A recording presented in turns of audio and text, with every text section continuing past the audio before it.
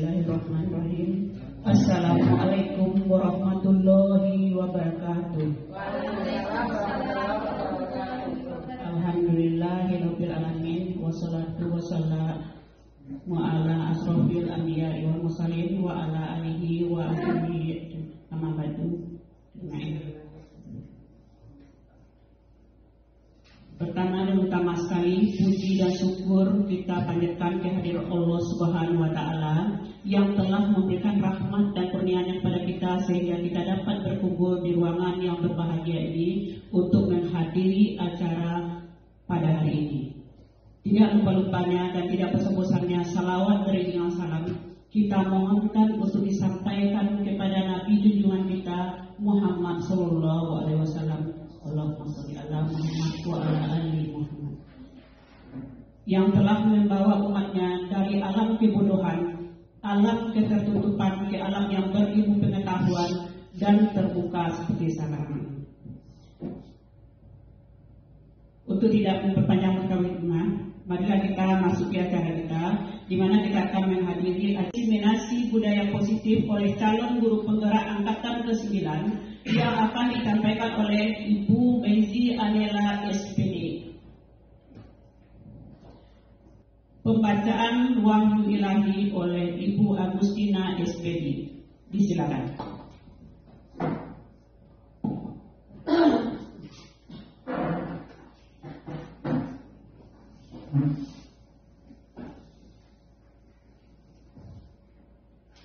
Assalamualaikum warahmatullahi wabarakatuh.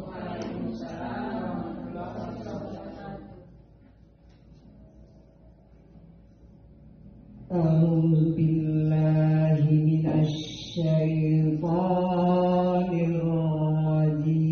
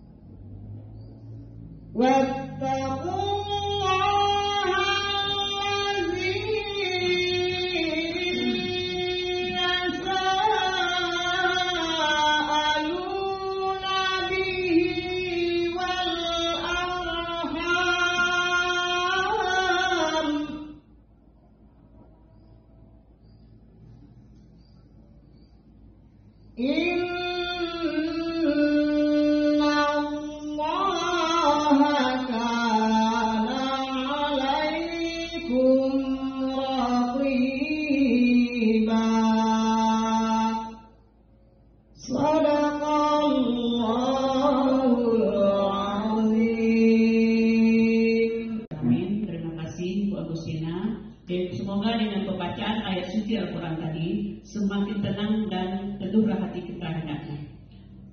Berikutnya Kita mohonkan kepada Ibu Kepala Sekolah kita untuk memberikan sambutan atau pengarahan agar acara ini lebih bermakna. Kepada Ibu Kepala Sekolah SMA Negeri 2 Batu Sangkar, Ibu Aprianis SPD, disilakan.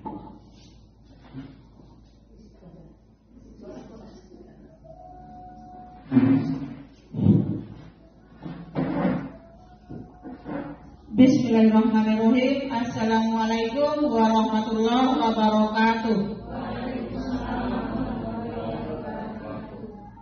Puji syukur kepada Allah Subhanahu wa Ta'ala, berkat rahmat dan karunia-Nya kita masih diberikan nikmat kesehatan, nikmat kesempatan sehingga kita dapat berkumpul di ruangan ini guna melaksanakan kegiatan diseminasi budaya positif CGP Angkatan 9.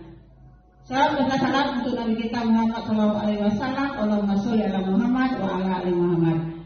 Yang sangat terhormati ibu-ibu yang sudah berkenan hadir pada ruangan sore hari ini. Pada sambutan kali ini kami sangat mendukung sekali adanya program calon guru penggerak yang berada di SMA Negeri 2 Batu Sangkar ini, yang kita lihat dengan adanya calon guru penggerak di SMA 2 sudah membawa suatu perubahan yang sangat berarti dan signifikan terhadap dunia pendidikan yang ada di SMA Negeri 2 Batu Sangkar. Dalam hal ini kegiatan diseminasi budaya positif yang akan kita terapkan nanti di SMA Negeri 2 Batu Sangkar, kita berharap semuanya calon guru penggerak yang berada di SMA 2 sebanyak 6 orang menimbulkan adanya inovasi-inovasi terkini dan terbaru terhadap budaya positif yang akan mendukung pembelajaran di SMA 2 Batu Sangkar, sehingga kita berharap adanya kenyamanan, ketenangan peserta didik dalam budaya positif yang akan kita tampilkan untuk masa yang akan datang, sehingga ada aura tersendiri, kesan tersendiri bagi semua komponen yang ada di SMA 2 Batu Sangkar. Dan kita berharap nantinya guru-guru penggerak yang ada di SMA 2 ini menjadi tombak ujung, tombak perubahan di SMA 2 Batu Sangkar, terutama dalam bidang pendidikan untuk kedepannya. Dengan calon guru penggerak, adanya pendidikan sepanjang hayat, adanya budaya-budaya positif yang akan kita kembangkan untuk kemajuan siswa-siswa kita, untuk kemajuan SMA Negeri 2 ke depannya. Itulah yang kami harapkan selama ini, ya itulah yang kami tunggu selama ini, tentang bagaimana menumbuh kembangkan, istilahnya revitalisasi kembali, menghidupkan budaya-budaya positif Ki Hajar Dewantara yang sudah dicanangkan tahun-tahun sebelumnya, kita hidupkan kembali sehingga terasalah sangat nyaman sekali bagi siswa kita, bagi guru-guru kita berada di SMA Negeri 2 Batu Sangkar. Harapan kami calon guru penggerak dapat mengembangkan budaya-budaya positif dan mampu menularkan budaya positif itu kepada rekan-rekan majelis guru yang keterpaksaan tidak bisa mengikuti CGP. Pertama, karena faktor usia yang sudah melampaui dari batas calon guru penggerak. Dan bagi guru-guru kita yang belum mempunyai kesempatan untuk mengikuti guru penggerak di angkatan ke-9 ini, mudah-mudahan apa yang kita canangkan hari ini, apa yang kita programkan hari ini betul-betul mampu membawa perubahan untuk SMA 2 ke depannya. Itulah harapan yang dapat kami sampaikan kepada calon-calon guru penggerak yang ada di SMA Negeri 2 Batu Sangkar. Selamat berubah, selamat membawa suatu diseminasi budaya positif untuk SMA Negeri 2 Batu Sangkar. Akhir kata saya ucapkan billahi taufik wal hidayah. Assalamualaikum warahmatullahi wabarakatuh.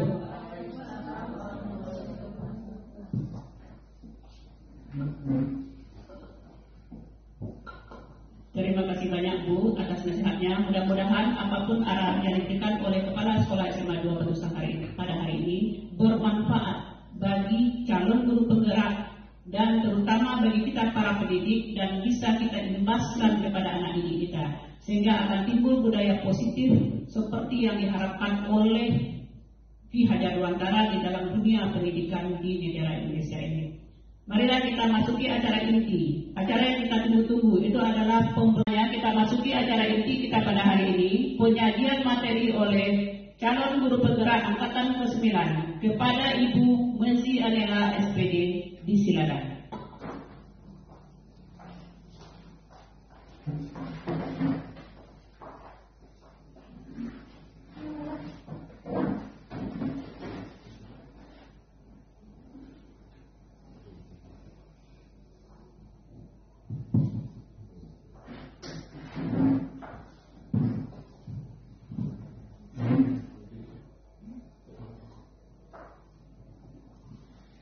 Assalamualaikum warahmatullahi wabarakatuh.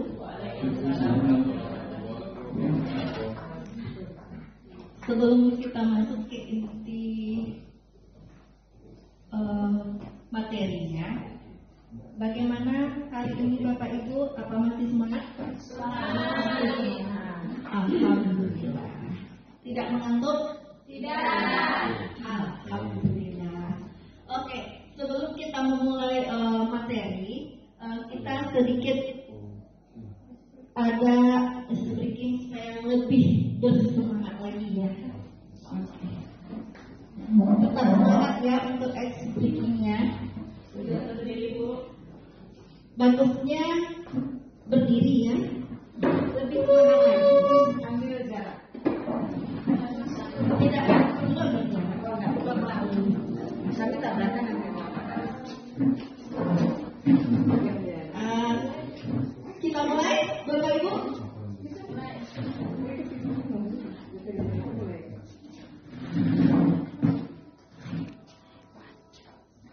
Oke, kita mulai ya.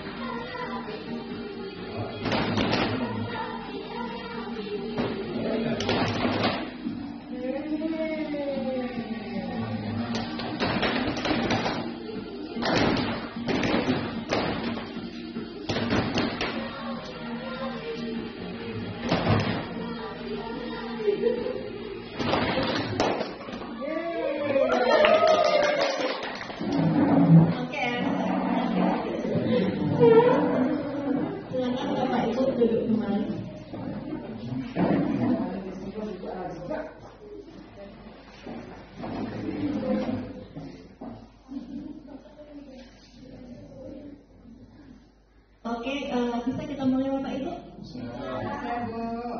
Oke, sebelumnya perkenalkan atau sudah kenal ya dengan saya Menzi dari CGT Angkatan 9 yang berasal dari SMA ini sendiri, SMA Negeri 2 Batu Sangkar.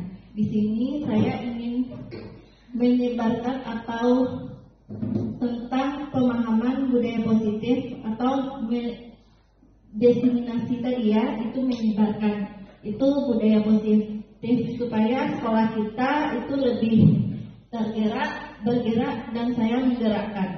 Oke. Di sini di dalam budaya positif itu ada konsep intinya, ada beberapa yaitu perubahan paradigma belajar, disiplin positif, nilai-nilai kebajikan, kebutuhan dasar manusia, motivasi perilaku manusia, posisi kontrol guru, keyakinan kelas, dan terakhir segitiga restitusi. Nah, inilah budaya positif yang akan saya paparkan.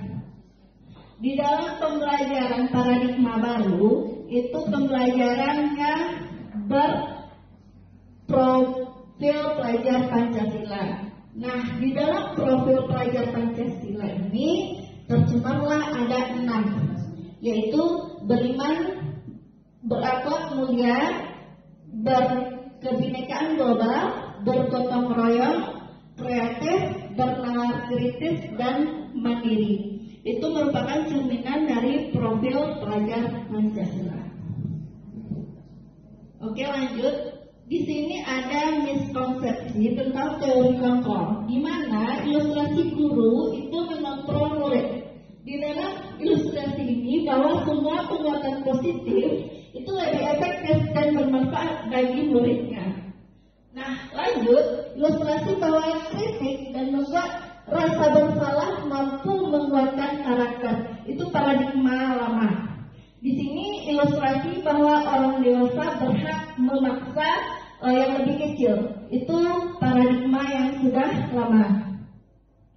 Di sini mengubah paradigma tersebut ada stimulus respon pendekatan teori kontrol, di mana stimulus respon dan teori kontrol itu berlawanan. Contohnya, dilihat dari realisasi kebutuhan kita, itu di stimulus respon itu sama, sedangkan teori kontrol itu berbeda.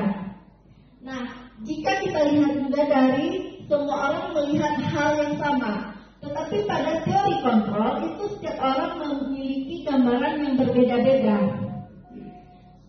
Yang ketiga itu kita lihat dari mengubah orang agar berpandangan sama dengan kita. Di dalam teori kontrol itu kita tidak bisa memahami pandangan orang lain tentang dunia, karena setiap orang itu memiliki pandangan dunia berbeda. Sedangkan dalam orang lain bisa mengontrol saya. Kalau di teori kontrol itu hanya Anda yang bisa mengontrol diri Anda sendiri, tidak bisa orang lain. Kalau di dalam saya bisa mengontrol orang, Anda tidak bisa mengontrol orang lain. Beda dengan pemaksaan. Kalau stimulus respon, pemaksaan pada saat bujukan gagal.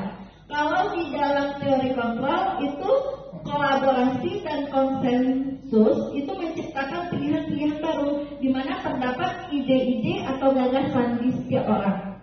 Nah, kalau modal berpikir di dalam stimulus itu ada menang dan kalah. Kalau teori kontrol tetap semuanya menang, tidak ada yang kalah. Nah, itu perbedaan dari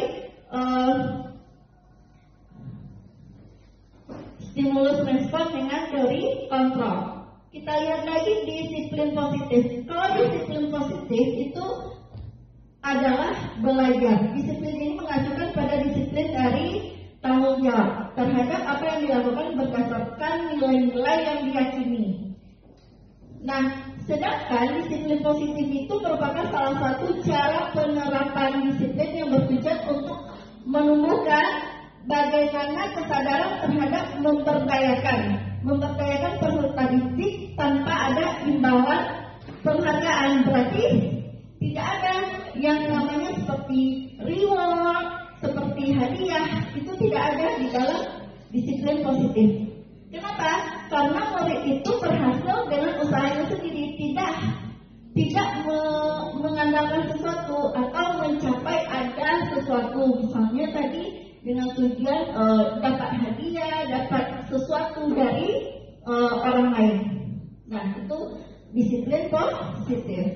Nah, sebagai pendidik, tujuan kita menciptakan peserta didik yang memiliki disiplin sehingga mereka berperilaku mengacu kepada nilai-nilai kebajikan yang universal.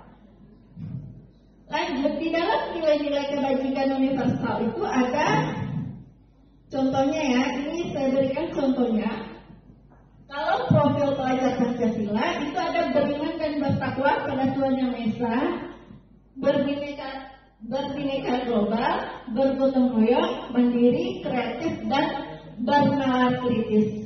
Sedangkan di dalam ibu primari itu ada programnya, yaitu bertoleransi, ada rasa hormat menghormati, integritas, mandiri, menghargai sesamanya, antusias, empati, keingintahuan, kreativitas, kerjasama, percaya diri, dan komitmen terhadap dirinya sendiri.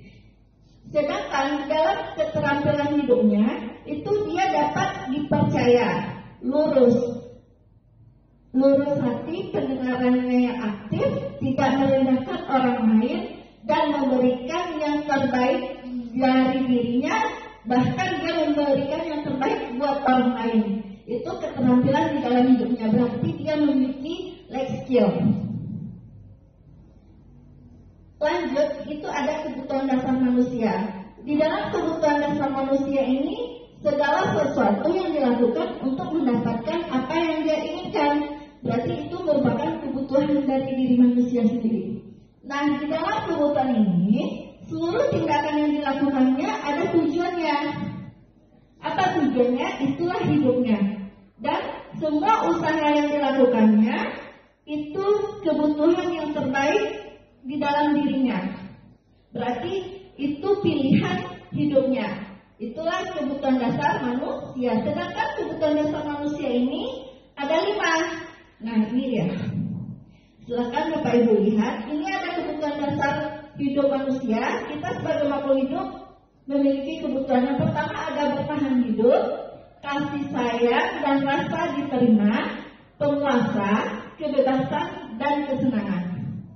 Nah, yang 5 ini memiliki pengaruh yang berbeda ya. Kalau bertahan hidup tentu kita perlu makan, terus ada tempat tinggal, ada pakaian, itu yang kebutuhan hidup. Kalau kasih sayang atau rasa berarti kita memiliki rasa peduli terhadap orang lain, kerjasama dengan orang lain, berinteraksi dengan orang lain, itu kasih sayang. Nah, kalau penguasaan itu harga diri, keinginan untuk dianggap oleh orang lain, memimpin, berprestasi, itulah penguasa. Berarti dia ingin sebagai pemimpin, ingin berprestasi dalam hidupnya, itu penguasa. Kalau kebebasan, dia lebih mandiri, memiliki pilihan hidupnya mengacu kemana? Dia bisa mencoba hal-hal yang baru. Nah, itu kebebasan di dalam hidupnya. Yang terakhir itu ada kesenangan. Kalau kesenangan dia bisa bermain, berhumor, tertawa, antusias, apa yang dia lakukan. Itu kesenangan di dalam diri manusia itu sendiri. Apa yang dia inginkan. Nah, 5 inilah merupakan kebutuhan dasar dari manusia. Oke, lanjut. Untuk memotivasi perilaku manusia, kita membutuhkan untuk menghindari ketidaknyamanan ada hukuman. Berarti setiap manusia ini tidak mau dihukum, bahkan kita sendiri tidak mau dihukum ya. Terus motivasi ekstrinsik itu kita untukkan mendapatkan imbalan penghargaan dari orang lain, itu dari luar. Berarti apa untuk motivasi dari luarnya? Kalau motivasi ini dilihat dari tadi penghargaan, misalnya yang dapat di luar. Kalau motivasi intrinsik berarti dari dalam, untuk menjadi orang yang mereka inginkan, mereka hargai, berarti dirinya memiliki nilai-nilai atau kepercayaan diri. Berarti dari dalam diri. Nah, itu motivasi dari intrinsik.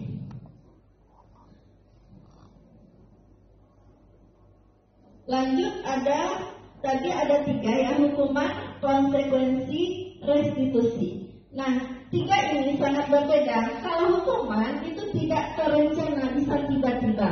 Kenapa? Karena di saat terjadinya, misalnya ada anak yang terlambat, itu kita memberikan hukuman. Apa yang kita ingat, itulah yang dia lakukan. Misalnya seperti kalau kelas tidak bersih, dia terlambat, yang silakan menyapu, itu hukuman Anda. Nah, itu tidak terencana. Yang kedua, murid tidak tahu apa yang akan terjadi atau tidak dilibatkan. Jika dia tidak dilibatkan, maka dia tidak akan tahu apa kegiatan untuk hari ini, apa pembelajaran yang akan dia lakukan, dan bersifat satu arah. Hukuman kan cuma untuk satu arah, misalnya dia terlambat cuma untuk dia. Nah, itu berupa satu arah. Berikut berupa hukuman fisik. Kebanyakan hukuman itu fisik. Contohnya push up diberikan oleh guru hukuman, itu fisik. Nah, itu contoh ya. Terus ada yang kedua, konsekuensi. Konsekuensi ini terencana, disepakati secara peraturan. Misalnya kita sepakati dulu, lalu akan terjadi, baru ada konsekuensinya. Lanjut, murid tetap dibuat tidak nyaman. Kenapa? Karena di dalam konsekuensi, murid tidak akan nyaman. Kalau kita melompat pagar, ini yang terjadi, ada konsekuensinya. Berarti dia tidak nyaman yang akan dilakukannya. Lanjut, sikap guru selalu memonitoring murid. Itu merupakan konsekuensi. Yang ketiga, itu ada restitusi. Di dalam restitusi ini, dia menciptakan kondisi bagi murid untuk memperbaiki kesalahan yang dilakukan murid. Contohnya, muridnya terlambat, harus ditanya dengan baik, itu kenapa terjadi, itu memperbaiki kesalahan, supaya dia tidak akan mengulanginya. Lanjut, ada restitusi kolaboratif, yang mengajarkan murid untuk mencari solusinya sendiri. Nah, apa solusinya supaya dia tidak terlambat? Dia carilah sendiri. Apa yang akan dia lakukan? Oke, di sini kita pelajari ada 5 posisi kontrol dulu. Nah, di mana itu ada penghukum, pembuat merasa bersalah, teman, pemantau, dan manajer. Berarti di sini ada 5 posisi guru yang telah kita lakukan. Di sini yang pertama, saya berikan contoh. Di dalam kasus, siswa tidak memakai atribut lengkap saat upacara bendera. Nah, kalau penghukum, hormat pada bendera selama 1 jam. Nah, kalau kita guru sebagai penghukum, maka kita akan memberikan sanksi penghukum, yaitu meminta murid untuk hormat selama 1 jam. Kalau guru sebagai pembuat merasa bersalah, dia akan melakukan berapa kali. Bapak Ibu harus memberitahu kamu supaya selalu saja mengecewakan Ibu. Berarti murid selalu mengecewakan gurunya, maka itulah sebagai pembuat merasa bersalah. Sehingga murid, iya Bu, itu membuat dirinya merasa bersalah. Nah, oke, yang ketiga itu ada teman. Kalau kita sebagai teman bagi murid, kita akan berperilaku seperti, ayo dong ikuti aturan sekolah, tolong bantu Bapak Ibu ya sekali ini. Ya sudah, tidak apa-apa, lain kali jangan berbuat seperti ini lagi. Nah, itu kita sebagai teman bagi siswa. Kalau kita sebagai pemantau, kita akan berperilaku, kamu sudah melanggar peraturan sekolah, kamu tahu konsekuensinya.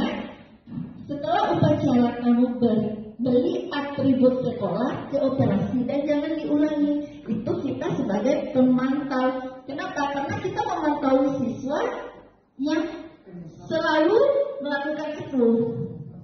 Nah, itu sebagai pemantau. Terakhir ada manajer. Kalau kita sebagai manajer, kita akan melakukan, apakah kamu tahu kesalahan kamu? Ya Bu, kata murid kan. Kira-kira kamu harus bagaimana? Nah, berarti dia memberikan solusi bagi dirinya. Itu kita sebagai manajer. posisi kontrol. Bapak Ibu saya harapkan memahami. Nah, di sini saya akan mencoba ya, kita berbagi. Ada beberapa soal. Bapak Ibu bisa menjawabnya dengan posisi 5 posisi kontrol. Apa ini penghukum? Apa ini merasa bersalah? Terus apa teman? Apa pemantau? Dan apa manajer? Nah, soal yang pertama itu saya kecewa sekali dengan kamu. Jadi itu posisi membuat rasa bersalah kepada muridnya. Kenapa? Karena membuat murid itu tertekan dulu, iya merasa bersalah ya. Nah, yang kedua, kamu tidak pernah benar melakukannya. Apakah ini pemantau? Iya, itu merupakan posisi pemantau bagi kita. Karena berulang kali dia melakukannya kita lihat ya. Nah, itu merupakan pemantau. Terus ada soal yang ketiga, apa rencana kamu untuk menyelesaikannya? Jadi manajer kita meminta dia untuk menyelesaikan masalahnya sendiri. Yang keempat, ayolah lakukan demi Bapak Ibu. Teman, kita anggap dia teman, dia menganggap kita teman. Kita ini yang kita lakukan. Yang terakhir, soal terakhir ya. Ini sudah pasti. Kamu tidak pernah mendapat nilai jika tidak mengerjakan tugas. Karena jika dia tidak membuat tugas, dia tidak akan mendapat nilai. Itu hukuman bagi murid. Nah, itulah 5 posisi kontrol yang telah kita lakukan. Di sini kita membahas keyakinan kelas. Mengapa keyakinan kelas? Mengapa bukan peraturan kelas? Kan itu. Nah, mengapa keyakinan? Kenapa tidak peraturan? Kalau peraturan apa? Tentu ada sanksi begitu. Nah, kalau peraturan itu sifatnya memaksa. Nah, kita ini kan budaya positif, jadi kita jadikan semuanya positif. Nah, makanya keyakinan kelas ini terbentuk itu pertama dari peraturan kelas sebenarnya. Nah, diturunkan menjadi keyakinan kelas. Nah, misalnya begini, siswa datang, kita buat peraturan, siswa harus datang tepat waktu. Berarti di situ nilai budaya positifnya apa? Berarti siswa harus disiplin. Nah, itu budaya positif dari keyakinan kelas. Nah, itu bedanya keyakinan kelas dengan peraturan. Di sini ada pembentukan keyakinan kelas. Dia lebih bersifat abstrak.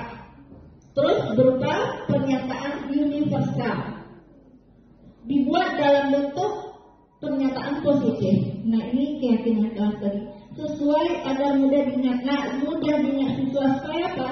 Supaya dia tahu apa yang dia lakukan. Apakah positif, apakah negatif. Nah, di sini sesuai dengan kondisi kelas dan sekolah sehingga mudah diterapkan. Apa yang dimiliki dalam keyakinan kelas itu harus disesuaikan dengan kelas dan sekolahnya masing-masing. Terus semua sekolah dilibatkan dalam membuat keyakinan kelas. Misalnya warga di kelas sesuai dengan yang di kelas. Kalau keyakinan sekolah ya sesuai dengan warga yang ada di sekolah.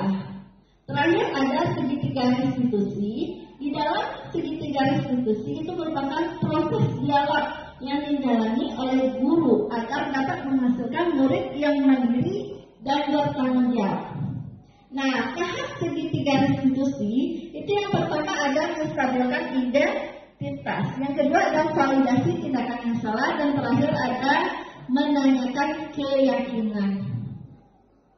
Nah, di sini menstabilkan identitas bisa kita lihat berdasarkan prinsip membuat kesalahan adalah bagian dari proses dari pembelajaran.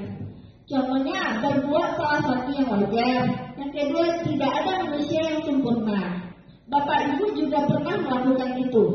Nah, itu menstabilkan identitas. Bapak Ibu mencari siapa yang salah, ingin mencari solusi dari permasalahan tersebut dan berhak merasa begitu. Itu merupakan tahap pertama segitiga restitusi. Yang kedua ada validasi tindakan yang salah. Berdasarkan prinsip validasi, setiap perilaku berupaya memenuhi sesuatu kebutuhan tertentu. Contohnya apa? Kamu pasti punya alasan mengapa melakukan hal itu merupakan validasi. Terus kamu patut bangga karena telah melindungi sesuatu yang penting buat kamu. Kamu melakukannya karena mempertahankan sesuatu yang penting dari kamu, itu merupakan validasi. Yang terakhir ada menanyakan keyakinan. Kalau keyakinan itu teori kontrol, bahwa pada dasarnya kita termotivasi secara intrinsik, berarti dari dalam diri. Contohnya keyakinan kelas kita, nilai-nilai apa yang telah disepakati bersama dalam kelas. Seperti apa gambaran sebuah kelas yang ideal menurut kita. Terus kamu ingin menjadi orang yang seperti apa? Itu merupakan menanyakan keyakinan di dalam kelas. Nah, itu materi dari budaya-budaya positif yang akan kita terapkan. Nah, di sini ada contoh penerapan restitusi.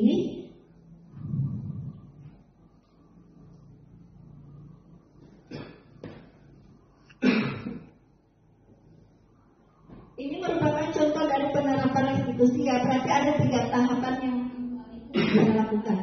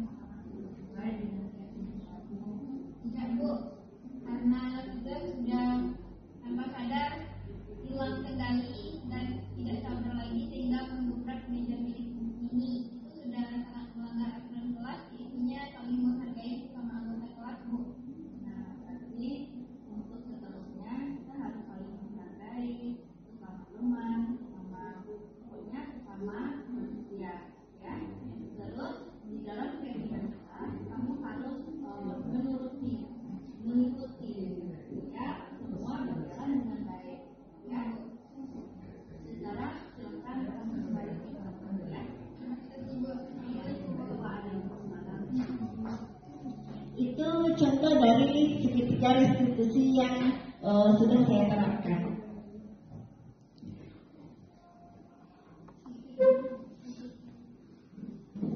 Dalam penerapan disiplin positif, hendaknya guru lebih memiliki standar kepribadiannya profesional dan sosial baik, di mana guru mampu merefleksikan diri dalam kontrol saat ini atau saat-saat di dalam pembelajaran untuk menuntut murid-murid menjadi instansi yang mandiri, merdeka, dan bertanggung jawab. Nah, sekian dari saya atas materi disiplin positif. Saya sudahi dengan Assalamualaikum warahmatullahi wabarakatuh.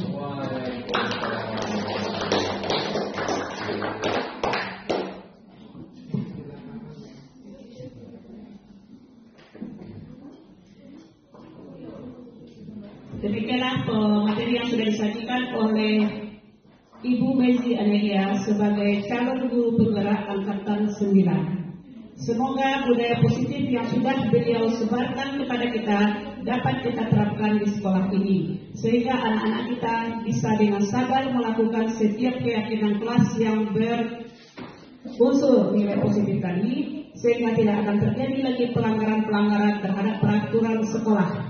Mungkin nanti akan bertukar lagi peraturan sekolah dengan restribusi sekolah. Itu mungkin. Nah, kita berharap seperti itu. Nah, dengan adanya imbas dari 6 calon guru penggerak pada hari ini.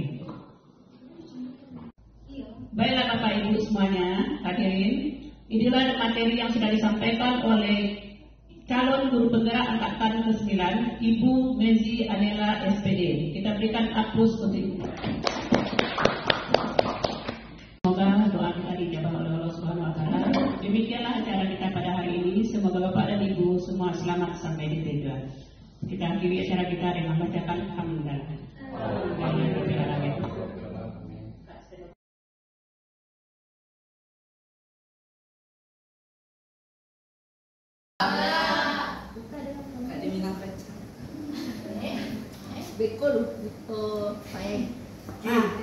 Materinya tentang peraturan kelas ya.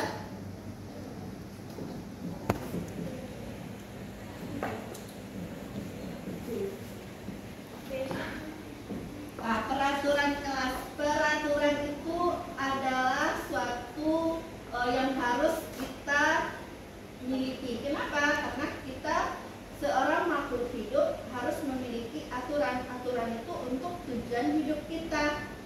Nah, itu gunanya peraturan, sehingga untuk kedepannya, masa depan Anda bisa teratur, bisa disiplin. Itu gunanya peraturan untuk diri Anda. Nah, kalau untuk di sekolah, Anda harus memiliki aturan di dalam kelas. Contohnya apa? Siapa yang bisa? Oke, Abun. Tidak boleh memakai sepatu di dalam kelas. Oke.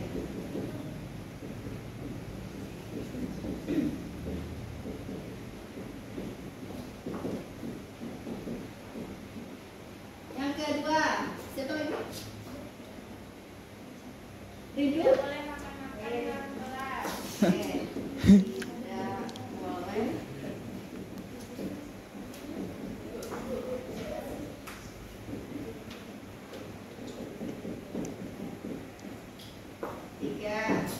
Tidak boleh berbicara tanpa tidak boleh satu lagi.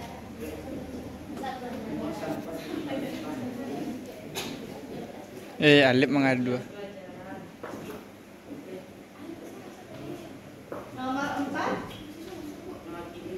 Siapa lagi? Oke, silakan. Boleh berjalan-jalan saat pelajaran berlangsung.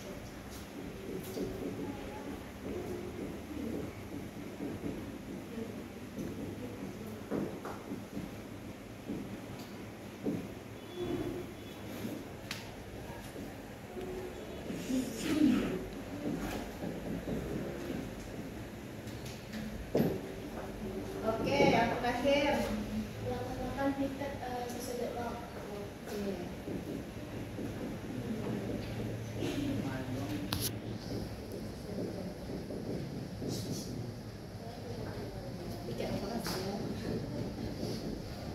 Oke, nah ini salah satu contoh aturan yang Anda buat atau Anda ketahui. Yang pertama mungkin Anda lupa. Yang paling utama sekali, apa contoh peraturannya? Datang tepat waktu.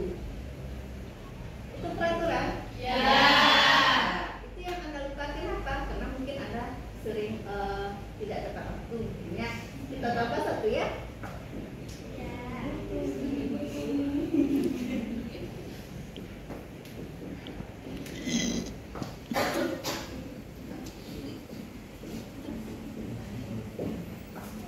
Ini merupakan aturan? Ya.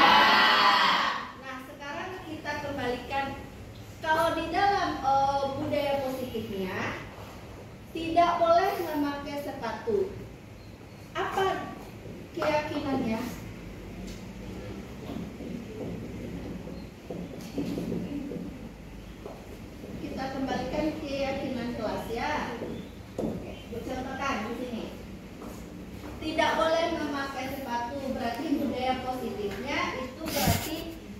boleh ini kita tidak boleh mengatakannya. Kenapa? Karena tidak boleh ini merupakan hukuman. Jadi itu tidak boleh. Nah, kita ganti di sini di dalam keyakinan kelas. Kalau tidak boleh memakai sepatu berarti itu apa? Apa sikapnya? Itu tunjukkannya sikapnya. Ada tanggung jawab, ada kerjasama, ada mandiri, ada solidaritas, oke. Terus apa lagi? Ada dapat mengendalikan diri, disiplin. Nah, kalau di dalam tidak boleh memakai sepatu, itu termasuk apa? Kerjasama, tim. Oke. Yang tidak boleh memakai sepatu siapa? Anda kan? Yang membuat kesepakatan siapa? Anda. Berarti Anda harus bertanggung jawab tidak boleh memakai sepatu di dalam kelas. Oke, yang kedua, tidak boleh makan-makan di kelas. Apa itu? Sikap apa itu? Disiplin. Saling menghargai. Yo, Kak Batu. Kenapa? Karena tidak semua Anda yang makannya kan? Nah, berarti ini apa? Saling menghargai. Oke, lanjut. Yang ketiga, tidak boleh bicara di dalam kelas. Itu sikap apa? Sikap apa itu? Menghormati siapa? Guru.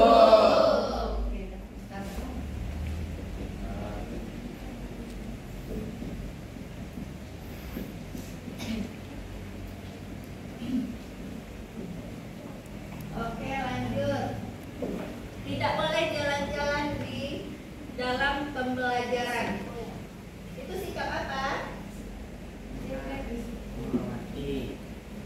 Siapa yang Anda hormati? Guru.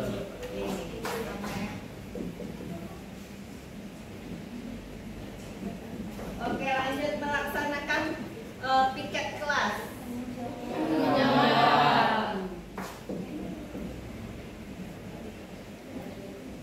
Terakhir, dasar kesekolah berbagai. Nah, inilah bentuk keyakinan kelas Anda. Nah, dari sini kita dapat menyimpulkan kalau di kelas E1 ini memiliki keyakinan kelas. Yang pertama itu tanggung jawab, yang kedua saling menghargai, dan yang ketiga hormat menghormati, yang keempat hormat menghormati, yang kelima itu ada tanggung jawab, dan terakhir ada disiplin. Nah, di dalam kelas Anda harus ada keyakinan kelas ini. Kenapa? Karena Anda yang membuat keyakinan kelas Anda. Nah, itu contoh dari yang pertama, peraturan kelas menjadi keyakinan kelas. Ada paham? Paham ya, dari mana keyakinan kelas itu dibentuk? Itu dari peraturan kelas. Ya? Ya. Siapa yang dapat menyimpulkan?